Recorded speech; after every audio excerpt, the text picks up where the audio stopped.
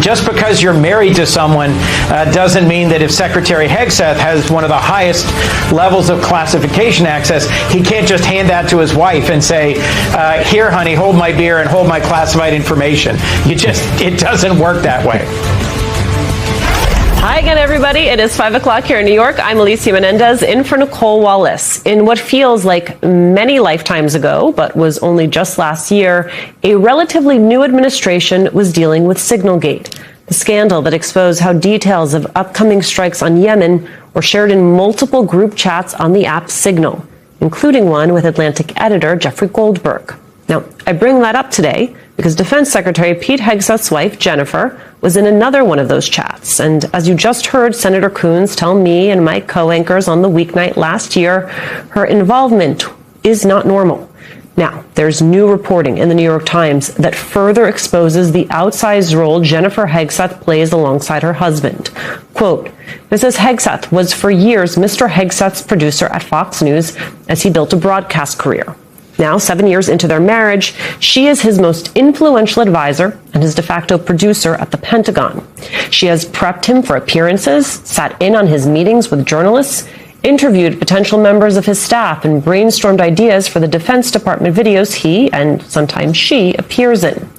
Like this video, where she is seen working out with sailors and Marines on the USS Boxer in Singapore wearing a "This is War" t-shirt.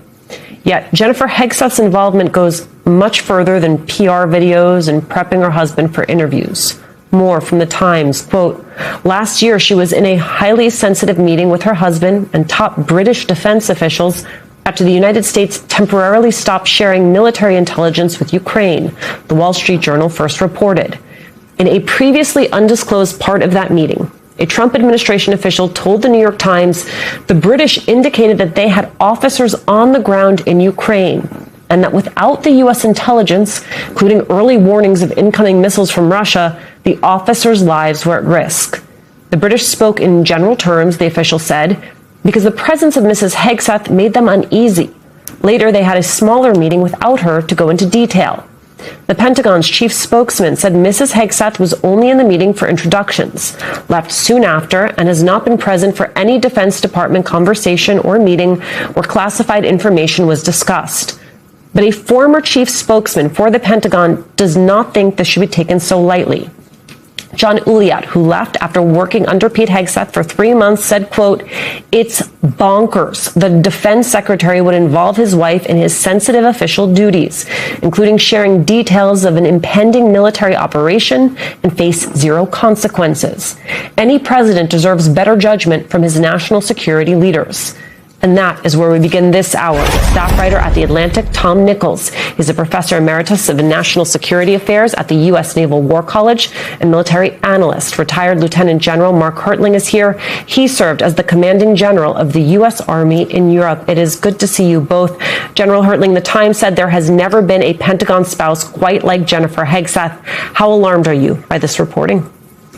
Alicia, there's an important distinction between giving advice to your husband and listening, and the distinction between that and exercising government authority is quite an interesting issue. If Jennifer Hegseth helps her husband prepare for television interviews or offers private advice in their home at night, that's their business. I don't care. But if the reporting in the Times is accurate, and I think it probably is, and that she interviews potential employees or influences Pentagon media policy or listens into a classified conversation with allies, it's something different. I had a kind of a flashback when I was in the Pentagon, the one tour I had in the Pentagon, and I was working as the war planner, watching Secretary Rumsfeld have conversations with his combatant commanders from all around the world and discussing contingency plans. I can't imagine what would have happened back then if Mrs. Rumsfeld had been in the room with them, and these four-star admirals and generals would be discussing what they plan to do in their area of operations. It just doesn't make sense.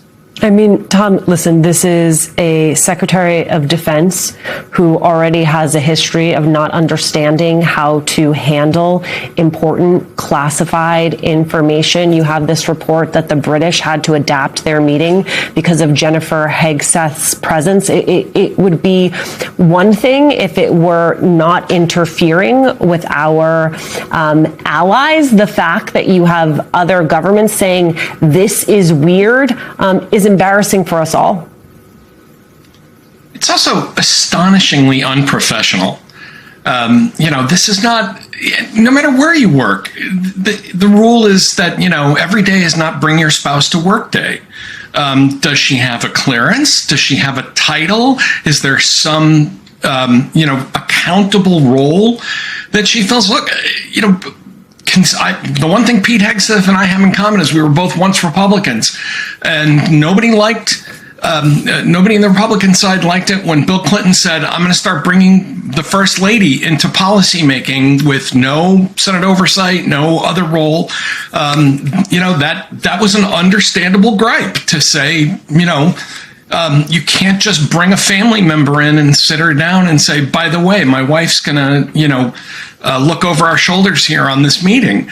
I just find it astonishing on so many levels, including the hypocrisy here. Hegseth is really the chief advocate for, manly men, gusto, testosterone, guys being guys, except that he apparently has to bring his wife with him everywhere, which to me, I'm sorry, but I don't care if it's poker night or I'll just say this. My wife is my best friend, my closest advisor. I love her dearly. And yet she does manage to let me get out of the house unsupervised on occasion, trusting that I am not going to screw things up. This is a deeply weird, but also deeply unprofessional, and yes, damaging to the Defense Department arrangement. It shouldn't be happening, but it tells you something not just about Pete Hegseth, but about this whole circus that seems to be operating in the administration now. Well, to that point, General Hertling, your latest piece is titled, Who Would Want to Be Friends with America Now? And in it, you write, alliances are relationships built over years, administrations, war, crises, and disagreements.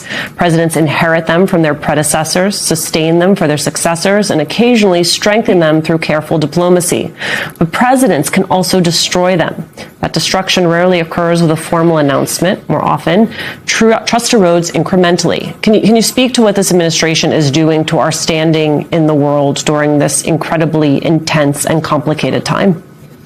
Yeah, it is. I'm laughing at Tom because he's bringing it down to the gut level, Alicia, as he often does. And I love how he poses things.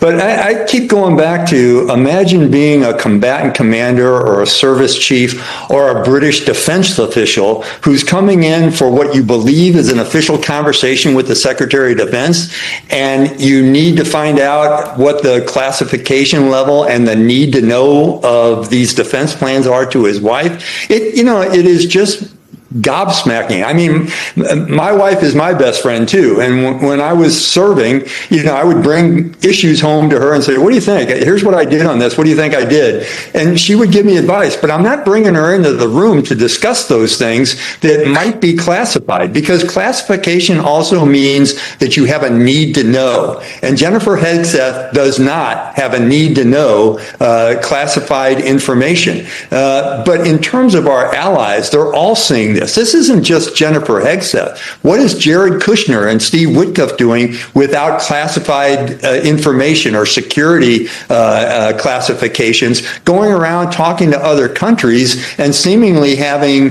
discussions about war plans and what's going to happen? If they want to be in government, unfortunately, they have to apply by the rules of government.